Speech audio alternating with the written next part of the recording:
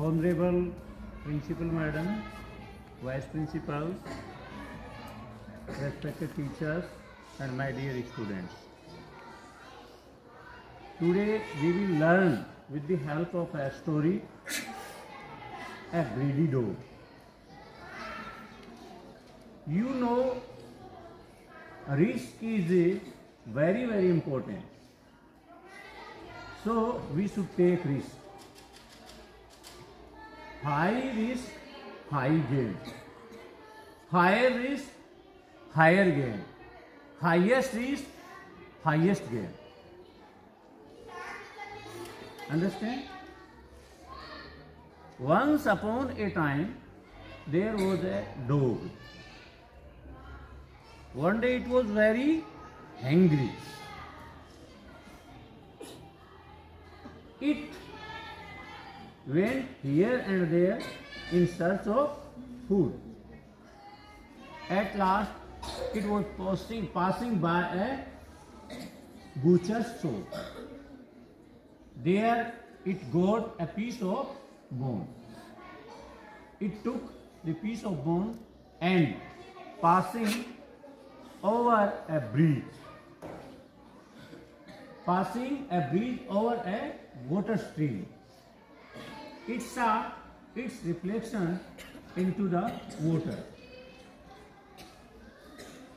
It thought him another dog, and it wanted to take another dog's piece of bone also. It barked, and its own piece of bone fell into the water. It was very sad. It went away with heavy heart. More, greed is a curse, or never be greedy. हम बच्चों इस story को बार बार पढ़ते आए हैं, सुनते आए हैं, लेकिन इस पर ढंग से हमने कभी विचार नहीं किया। ये हम पे भी लागू होती है। कुत्ते को एक विषय बना करके, एक कर्ता बना करके वहां हमको सिखाने का प्रयत्न किया जा रहा है। हम जब भूखे होते हैं, कोशिश तो हम भी करते ही हैं। तो इसी प्रकार से देखो, कुत्ते ने कोशिश की, इधर उधर गया तो उसको एक पीस ऑफ बोन यानी हड्डी का टुकड़ा मिल गया। वो उसको लेकर के किसी जलधारा पे बने हुए पुल के ऊपर से गुजर रहा है। स्वाभाविक होता है, हम सबकी आदत होती है इधर उधर देखने की। उसने नीचे देखा तो पानी में उसको रिफ्लेक्शन दिखा दूसरे कुत्ते का, अपना ही दिखा, लेकिन उसने उसको दूसरा कुत्ता समझ लिया और क्या चाहा, इस वाली हड्डी भी मुझे मिल जाए तो डबल डोज हो जाएगी, अच्छा जुगाड़ बैठ जाएगा।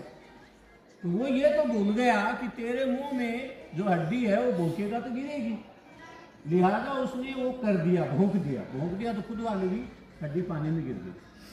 और वो बहुत उदास था। अब वो कैसे गया, भारी मन से वहां से चला गया। कई बार हम भी बच्चों ऐसा ही करते हैं, जिससे हमें बाद में पछतावा होता है और हम सोचते हैं हम ऐसा नहीं करते तो बढ़िया रहता। हम कोई गलती करके ही सुधार करें, कोई जरूरी थोड़ी है। हम औरों की गलतियों से सीख सकते हैं, बहुत कुछ सीख सकते हैं। आपने सुना होगा, अकबर ने 49 ईयर्स तक शासन किया था। He ruled over India for 49 years. He was become Emperor of India in 1556। 1556 में वो भारत का सम्राट बना था और 1605 में उसकी जब मृत्यु हुई तब तक वो क्या रहा था, भारत का बादशाह रहा था, सम्राट रहा था। उसके बारे में कुछ जानिए आपने उसको महान कहते हुए सुना होगा। कुछ भी हो सकता है, हम इतिहास में इतना गहराई में नहीं जाएंगे, लेकिन ये दो चीज उसमें बड़ी गजब की थी। एक तो पहली बात तो ये थी, वो बिल्कुल अनपढ़ था। तो आप सोचना, बिल्कुल अनपढ़, निरक्षर, इलिटरेट था वो, और समझदार इतना गजब का, चतुर इतना गजब का कि उसने सबसे बढ़िया शासन किया। बाबर से लेकर के बाबर, हुमायूं, अकबर, जहांगीर, शाहजहां, औरंगजेब, ये 6 प्रमुख सम्राट हुए हैं, उनके बीच में ये सबसे शानदार शासन करने वाला हुआ। इसके शासनकाल में खूब शांति रही। 5 फीट का था ये,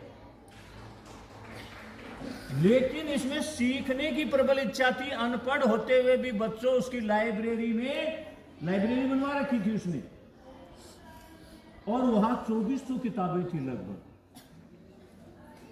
और वो जो पढ़े लिखे लोग थे उनसे रोजाना वो किताबों को पढ़ करके सुना करता था। भी एक तो हम खुद पढ़े, हमें पढ़ना आता है, लेकिन हम कर क्या रहे हैं? पढ़ रहे हैं क्या? कर पाते हैं कुछ? उसने औरों से सुन करके वो सारी अच्छी चीजें, अच्छे गुण अर्जित कर लिए जो एक अच्छे शासक में होने जरूरी है। महाराणा प्रताप से बड़ा भारी डरता था।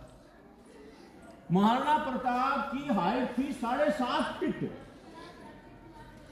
हल्दी घाटी के युद्ध में अकबर नहीं आया था, कभी भी सामना किया ही नहीं अकबर ने, भारी डरता था महाराणा प्रताप से। एक बार उसके सेनापति को महाराणा प्रताप ने अपनी तलवार से इतना जबरदस्त उस पर चोट की, घोड़े सहित अकबर का सेनापति कट गया।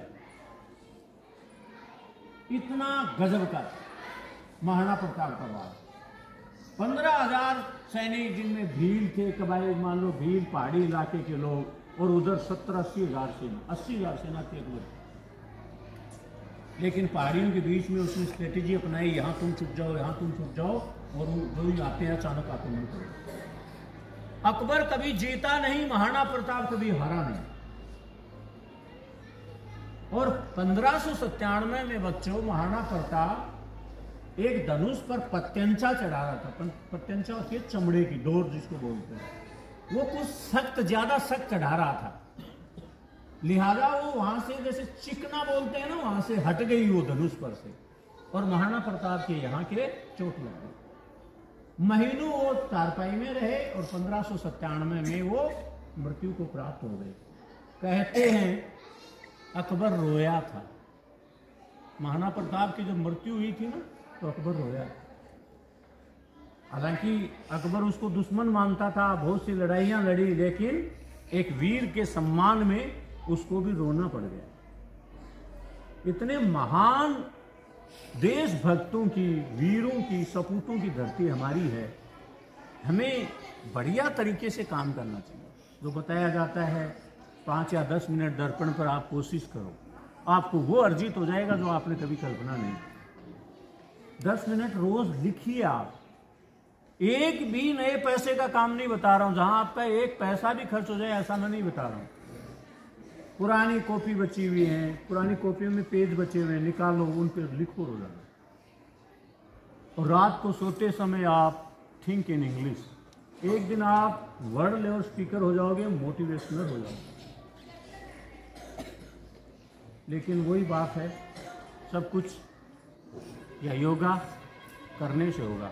और मैं आपको बच्चों बता रहा हूं, इस समय चूक गए ना, आपको मौका जीवन में मिलेगा नहीं दोबारा। बूढ़े होके मर जाओगे, जैसे जनरली दुनिया मर रही है, तुम भी मर जाओगे। अन्यथा हर चीज से सीखो। कहानियों को केवल परीक्षा की दृष्टि से मत देखो कि परीक्षा में आ गई और हमने लिख दिया, नंबर आ गए। कहानियों से सबक सीखो। कहानियां सिखाती हैं, कहानियां बदलाव लाती हैं, कहानियों ने दुनिया को बदला है। महाराणा प्रताप ने, भगत सिंह ने, राजगुरु, सुखदेव, चंद्रशेखर आजाद, सुभाष चंद्र बोस, रानी झांसी की बाई, तात्या टोपे, सागरमल गोपा, इन्होंने ऐसे ही, इनको आज याद नहीं कर रही दुनिया। इन्होंने बहुत गजब किया था, इसलिए उनको हम आज याद कर रहे हैं। क्या हमारे पास ऐसी कोई खासियत या विशेषता या ऐसी कोई कला हमारे पास नहीं है जो हम भी कर सकते हैं? लेकिन हम क्या सोचते सोचते ही रह जाते हैं। दर्पण के सामने रोज खड़े हो रहे हो, लेकिन वो भूल गए, कल से करेंगे। तो ऐसा करते रहे तो कल आपका कल करते करते मृत्यु वाला कल आ जाएगा, और दिन 4 लोग टांग के आपको ले जाएंगे, फूंकाएंगे, कोई इंपॉर्टेंस नहीं। तो समय रहते बिल्कुल विचारशील होकर के काम करो। जहां आप गड़बड़ करते हो 100 बार सोचो। अच्छा काम करना चाहते हो, इंतजार मत करो, कर डालो उसको। मेरी बात समझ रहे हो? Have a nice day, God bless you.